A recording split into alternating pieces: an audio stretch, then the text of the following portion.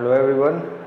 Today we'll be talking about growth hormones, anabolic steroids and testosterone. Basically जो आज अपन करेंगे वो ये करेंगे कि जो फैक्ट है इनके बारे में वो आपको बता देंगे and now then it's up to you, क्योंकि ये बहुत सारी डिबेट चलती रहती है इस पर, are they safe, are they not, are they beneficial, are they not, should we have them, should we not.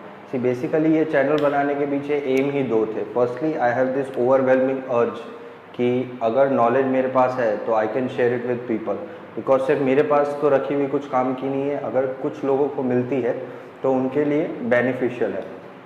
Secondly मेरे जितने भी क्लाइंट्स हैं जिनको मैं कंसल्टेंसी देता हूँ, दोस्त the people who train with me, the people who know me, कुछ कॉमन क्वेश्चंस बहुत रेपिटेटिवली आते थे, जिनमें से तो उन कॉमन क्वेश्चंस को I thought might as well YouTube being such a large platform, मैं उस पर डाल देता हूँ. बिकॉज मेरे जानने वाले लोगों में अगर ये क्वेश्चंस इतने कॉमन है, ये क्वेरीज इतनी कॉमन है, ये मिथ्स इतने कॉमन है, दैट मीन्स बहुत सारे मतलब मासेस में भी यही मिथ्स होंगे, यही डाउट्स होंगे, तो hence this channel was made. तो this is one of those queries जो कि बहुत फ्रीक्वेंटली आती है कि सर कौन सा ग्रोथ हार्मोन अच्छा है, या स्टीरॉइड्स कैसे काम करते हैं, सेफ हैं या नहीं है, या टेस्टोस्टेरोन का क्या सीन है. तो आज इनके बारे में बात कर लेते हैं. Okay, nothing but the truth, honest advice जो मुझे मालूम है. Start with growth hormones. Growth hormones क्या करते हैं? As the name suggest, they introduce growth into your muscles. इनका मेजर काम होता है ग्रोथ इंट्रोड्यूस करना, एज इन मसल मास को बढ़ाना और बहुत रैपिडली बढ़ाना, और फैट लूज करना और बहुत रैपिडली करना. ये अपना काम बहुत ईमानदारी से करते हैं, और जो एक नॉर्मल वर्कआउट से रिजल्ट 6 महीने, 8 महीने या साल भर में आएंगे, वो इनसे 1.5 महीने में आ सकते हैं. Having said that, growth hormones अपना काम इतनी ईमानदारी से करते हैं कि ये नॉर्मल मसल्स और क्रूशियल मसल्स जैसे कि हार्ट में डिफ्रेंशिएट नहीं करते. जब ये बाइसेप्स बढ़ा रहे, ट्राइसेप्स बढ़ा रहे, पेक्टोरियल्स बढ़ा रहे, क्वाड्स बढ़ा रहे, हैमस्ट्रिंग्स बढ़ा रहे, तो at the very same time ये हार्ट की साइज भी बढ़ा रहे. अब बड़ा दिल होना बहुत अच्छी बात है, बट जब फिजिकली बात करी जाती है तो बड़ा दिल जो होता है वो फ्लफी होता है. तो जो उसका बेसिक काम है, यानी कि हार्ट पंप करना बॉडी में, वो काम वो ढंग से नहीं कर पाता, क्योंकि अब वो इतना मस्कुलर नहीं है जितना वो पहले था. अब उसकी साइज बढ़ चुकी है, तो फ्लफी हो चुका है. उसकी वजह से जो नॉर्मल आर्टरी में ब्लॉकेजेस होते हैं और जो और हार्ट डिजीजेस के रीजंस होते हैं, जिन्हें वो ब्लड फ्लो इटसेल्फ प्रिवेंट कर सकता था क्लीन करके आर्टरीज को या वेन्स को, वो अब वो नहीं कर पा रहा है, which leads to heart problems. अगर आपको 40-45 या उससे कम की उम्र में मरने की कोई घाई नहीं है, तो ये मैं क्यों बोल रहा हूँ ये भी आगे एक्सप्लेन कर देता हूँ. तो इसको लो, और अगर आपको ये है कि आपको हेल्दी जीना है तो छोड़ो इसको, ये काम का नहीं है. ठीक है. Anabolic steroids. Anabolic steroids India में जनरली जो एनाबॉलिक स्टीरॉइड्स होती हैं, फॉर दैट मैटर फैक्ट जो ग्रोथ हार्मोन्स भी यूज़ किए जाते हैं, उनकी इन्फॉर्मेशन सिर्फ इतनी है कि इंटरनेट पे 3-4 आर्टिकल पढ़ लिए, और उसके अलावा जिम में एक गुरुजी थे जो कि आपसे बड़े थे या 1-2 कंपटीशन फाइट कर चुके हैं या कोई XYZ कोर्स कर चुके हैं, तो उनसे आपने पूछ लिया कि वो, क्योंकि वो बहुत बड़े लगते हैं, बहुत ह्यूज, बहुत मासिव, गजब के मस्कुलर पर्सनैलिटी, तो आपने पूछा सर आप क्या लेते हो, तो उन्होंने आपको एक रैंडम ग्रोथ हार्मोन जैसे कि IGF-1 का नाम दे दिया, इंसुलिन ग्रोथ फैक्टर. ये हमने पिछले डायबिटीज़ के वीडियो में भी डिस्कस किया था. इसको ये नेचुरली भी आपकी बॉडी में होता है, आपको अगर यूटिलाइज करना आता है तो आप उसको वहाँ भी यूटिलाइज कर सकते हो नेचुरली भी. और या कोई एनाबॉलिक स्टीरॉइड दे दी जैसे कि डेकाड्यूरोबोलिन दे दिया, डायनाबॉल दे दिया. हालांकि बहुत सारे होते हैं जैसे विंस्टॉल, क्लैन, ट्रेन, एनावॉर, एनाड्रॉल, बहुत सारे हैं. मतलब अभी धीरे धीरे जैसे जैसे साइंस बढ़ रही है ना, हर चौथे दिन एक नया सॉल्ट आ जाता है मार्केट में कि साहब ये बेस्ट है, ये अभी तक का सबसे, साइंस का मतलब हिला डाला है इसने साइंस को, ऐसी चीज़ है. तो ऐसी बहुत सारी चीज़ें मार्केट में आती हैं.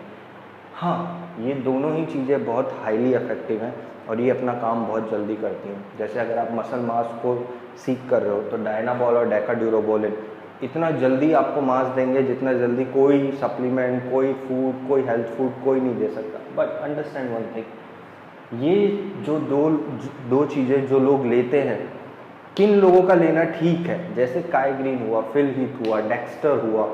अब ये लोग क्या करते हैं, ये कम्पीट करते हैं मिस्टर ओलंपिया में या बड़ी बड़ी मसल कम्पिटिशन्स में. वहाँ 4th रैंक को $60,000 मिल रहा है. फर्स्ट टाइम को समवेयर अराउंड $100,000 मिलता है। एक्टर्स यूज़ करते हैं इसको, जो कि समवेयर अराउंड हर मूवी का 25 करोड़ से 100-150 करोड़ तक कमा लेते हैं। वो लोग एक स्ट्रिक्ट स्क्रीनिंग के थ्रू गुजरते हैं ड्यूरिंग दिस प्रोसेस, और ये साइकिल के बाद भी उनकी स्क्रीनिंग उतनी ही स्ट्रिक्ट रहती है, एज इन उनके रेगुलर हेल्थ चेकअप्स होते हैं, उनके रेगुलर लिवर के चेकअप्स होते हैं, उनका रेगुलर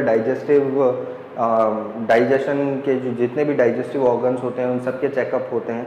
उसके अलावा उनका सेक्सुअल बिहेवियर और यहाँ तक कि उनका जो ओवरऑल बिहेवियर है वो भी एनालाइज किया जाता है थ्रू अ साइकेट्रिस्ट। नाउ इतनी स्ट्रिक्ट स्क्रीनिंग आपकी है, पहली बात तो नहीं होगी। दूसरी बात, ये लोगों की स्ट्रिक्ट स्क्रीनिंग तो है ही, अगर कोई फॉल्ट निकलता है तो they have the required money to either repair that thing और रिप्लेस दैट थिंग, क्योंकि ये उतने अमाउंट में कमा रहे हैं।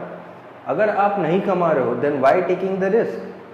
जस्ट बिकॉज मुझे ऑफिस में सबसे मसल वाला बंदा बनना है, I want to be the biggest guy on the dance floor, I want to be ripped when I am in Goa, I want to move shirtless, इन सब रीजंस के लिए अगर आप ये ले रहे हो तो don't play with your life, because आपके पास नेसेसरी इंफॉर्मेशन नहीं है, आपके पास नेसेसरी रिसोर्सेज नहीं है, और आपके पास नेसेसरी क्या बोलते हैं उनको, रेस्क्यू लेन्स नहीं है जो आपको इसके साइड इफेक्ट से बचा सकती हैं।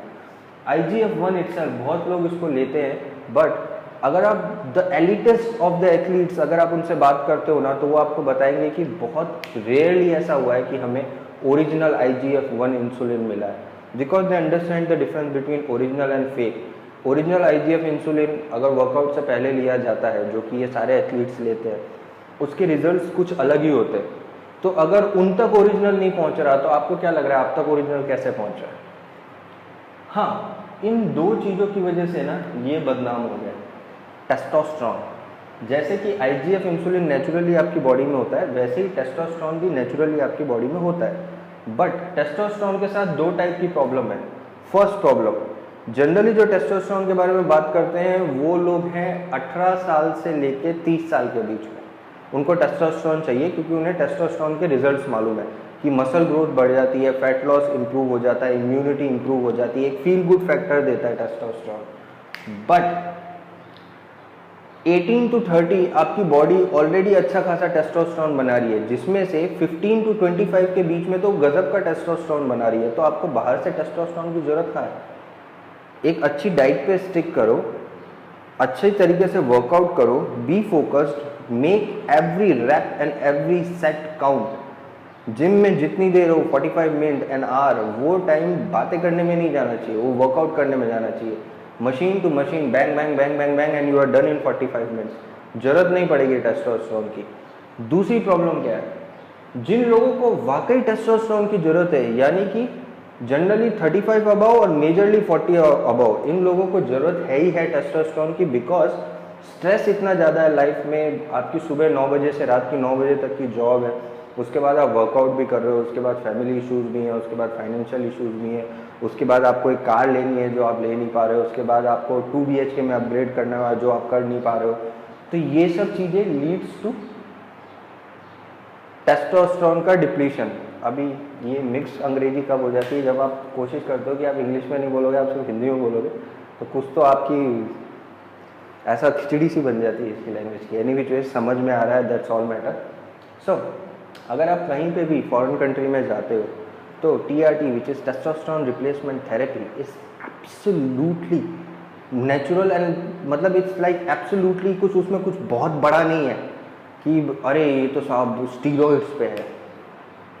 टू बी प्रिसाइज वो टेस्टोस्टेरोन पे है, जो कि एक एंड्रोजेनिक हार्मोन है जो कि आपकी बॉडी नेचुरली बना रही है। Go to a doctor and tell him कि बॉस मेरे को स्ट्रेस है, मुझे इम्यूनिटी है, मेरे को मूड स्विंग्स हो रहे हैं, मेरी मसल बिल्ड नहीं हो रही है जबकि मैं 6 महीने से जिम में रखड़ रहा हूँ, मेरे को हर तीसरे चौथे दिन कोई ना कोई बीमारी हो जाती है, मुझे बहुत रेगुलर माइग्रेन्स है and I feel lazy and lethargic all throughout the day. अगर ये प्रॉब्लम्स आपको भी है तो go to a doctor and tell him कि मुझे ये प्रॉब्लम है। TRT जो कि टेस्टोस्टेरोन रिप्लेसमेंट थेरेपी होती है, it's not just about injection, वो बहुत पुरानी बात है। आजकल टैबलेट के फॉर्म में, कैप्सूल्स के फॉर्म में, इवन पैचेस के फॉर्म में होती है कि आपने पैच लगा दिया and you will get the required testosterone. But point यहाँ पे ये है कि किसी ऐरे गहरे और नत्थु खैरे बंदे की राय लेके, ऐरे गहरे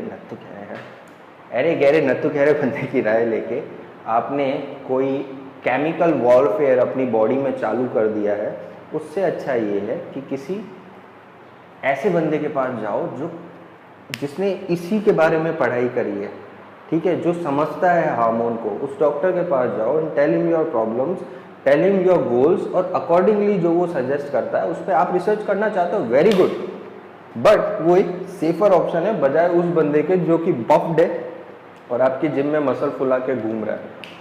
उससे अच्छी राय वो डॉक्टर देने वाला है। तो कुल मिला के स्टोरी का नेक्टर ये है कि ज़रूरी नहीं है जो बहुत ज़्यादा सब मसल वसल सब कुछ फुल ऑन फैला पड़ा है वो बंदा जो बोल रहा है वो अटल सकते हैं, ज़रूरी नहीं। अगर राय लेनी है तो राय ढंग के आदमी से लो। अगर आपको एस्ट्रोलॉजी की राय लेनी है तो एस्ट्रोलॉजर से लो, बॉडी बिल्डर से लोगे तो कोई फ़र्क नहीं पड़ेगा। सिमिलरली बॉडी बिल्डिंग की राय लेनी है तो एस्ट्रोलॉजर से लेने का कोई फ़र्क नहीं पड़ेगा। आप बेसिकली, ये रिलेटेड साउंड नहीं कर रहा है बट आप बेसिकली वही कर रहे हो। आप हार्मोन्स की राय ले रहे हो एक बॉडी बिल्डर से। अगर आपको हार्मोन्स के बारे में जानना है तो यार एक एंडोक्राइन के स्पेशलिस्ट से जाके बात करो ना। अगर आपको हार्मोन्स के बारे में जानना है तो आप इससे क्यों बात कर रहे हो? ठीक है, तो बी वाइज, चूज वाइजली, और बार बार बोलने का कुछ मतलब नहीं है। करो, जरूरी है। Okay, we will see you in the next video. Bye for now, stay fit, stay wise. Okay.